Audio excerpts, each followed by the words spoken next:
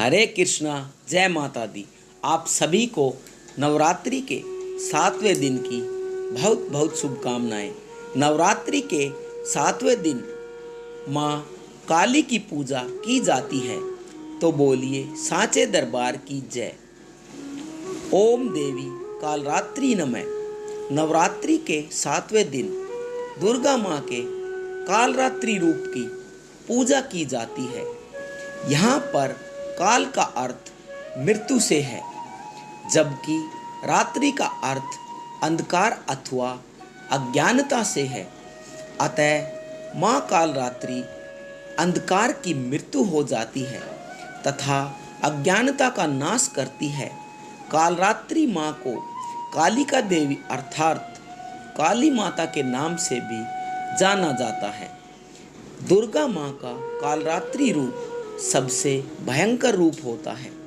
कालरात्रि रूप में उनका रंग गहरा है, गले में विद्युत की माला है और बाल बिखरे हुए हैं।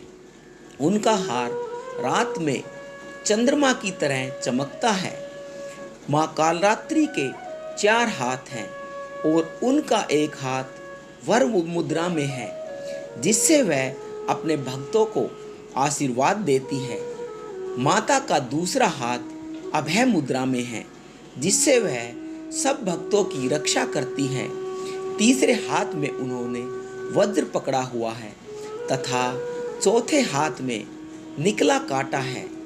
उनकी 3 आंखें हैं और जब वह सांस लेती है तो उनकी नाक से लपटें निकलती हैं। कालरात्रि माँ की सवारी गधा है। माँ कालरात्रि को शुभंकरी देवी भी कहा जाता है, क्योंकि वह अपने भक्तों को शुभ फल प्रदान करती है।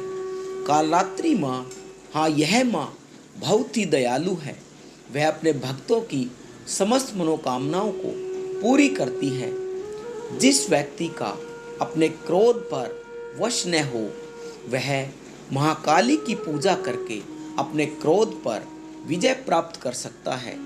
नवरात्रि का 7वां दिन तांत्रिक साधना करने वाले व्यक्तियों के लिए बहुत महत्वपूर्ण होता है।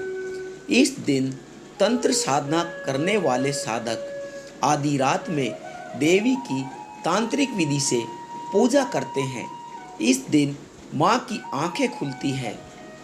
कुंडलिनी जागरण के लिए जो साधक साधना में लगे होते हैं, वह सप्तमी के दिन सहस्त्रसार चक्र का भेदन भी करते हैं। सहस्त्रसार चक्र सिर के शिखर पर स्थित होता है। इस चक्र में एक महत्वपूर्ण मेधा शक्ति है, जो मस्तिष्क की प्रतिक्रियाओं जैसे स्मरण शक्ति, एकाग्रता और बुद्धि को भी प्रभावित करती है। माँ कालरात्रि के इस भयंकर रूप के पीछे कुछ रोचक कहानियाँ हैं, तो आइए शुरू करते हैं। प्राचीन समय में शुभ निशुंभ नामक व्यक्तियों ने अपने बल के मद में चूर होकर इंद्र का राज्य और यज्ञ भारत चीन के लिए इस तरह से अधिकार छीने हुए तथा व्यक्तियों द्वारा अपमानित करके निकाले हुए देवता अपराजित देवी का स्मरण करने लगे कि देवी ने हमें वरदान दिया था कि मैं संपूर्ण विपत्तियों को नष्ट करके तुम्हारी रक्षा करूंगी। ऐसा विचार कर सब देवता हिमालय पर्वत पर चले गए और देवी भगवती की स्तुति करने लगे। जब देवता स्तुति कर रहे थे तो उसी समय पार्वती माँ गंगा में स्नान करने के लिए आई। तब उनके शरीर से प्रकट होकर शिव देवी बोली, व्यक्ति के द्वारा स्वर्ग से निकाले हुए और निशुंभ से हारे हुए यह देवता मेरी ही स्तुति कर रहे हैं। तब पार्वती के शरीर में निकली और पार्वती ने अंबिका को दैत्यों का संहार के लिए युद्ध के मैदान में शुभ और निशुभ घने 2 राक्षसों चंड और मुंड को भेजा। अंबिका देवी ने चंड और मुंड से लड़ने के लिए काली देवी का निर्माण किया। तब काली माता ने चंड और मुंड दोनों राक्षसों को मार दिया और इस तरह उन्हें चामुंडा के रूप में जाना जाने लगा। चंड और मुंड के संहार के बाद शुभ और निशुंभ ने रक्तबीज को भेजा। रक्तबीज एक अति पराक्रमी राक्षस था जिसे ब्रह्मा जी से वरदान मिला हुआ था कि जैसे ही उसके रक्त की एक बूंद भी जमीन पर गिरेगी, वह बूंद एक बीज के रूप में काम करेगी, जिससे रक्तबीज ऐसा पराक्रमी दानव पैदा हो जाएगा। युद्ध क्षेत्र में जब रक्तबीज कारक गिरते ही वहाँ पर बहुत सारे रक्तबीज उत्पन्न हो गए, जिससे देवता भाई और अधिक भयभीत हो गए। देवताओं को अत्यंत भी भयभीत एक कर चंडिका से कहा, चामुंडा अपने मुंह को बड़ा करो और रक्त बिंदुओं से उत्पन्न हुए महात्माओं को तुम अपने मुख में भक्षण करो। इस प्रकार रक्त बिंदुओं द्वारा उत्पन्न हुए महादैत्यों का भक्षण करती हुई तुम रणभूमि में विचरण करो। इस प्रकार रक्त चिन्ह होने से यह व्यक्ति नष्ट हो जाएंगे। तुम्हारे भक्षण के कारण अन्य दैत्य प्रकट नहीं होंगे। चंडिका देवी ने काली माँ के ऐसा कहने के बाद रक्तबीज पर अपने त्रिशूल से प्रहार किया। रक्तबीज के शरीर से बहुत सारा रक्त बहने लगा और उसके गिरने के साथ ही काली देवी ने उसे अपने मुख में ले लिया। काली माँ के मुख में उस रक्त से जो असुर उत्पन्न हुए उनको मानो भक्षण कर लिया और रक्त को पीटी गई।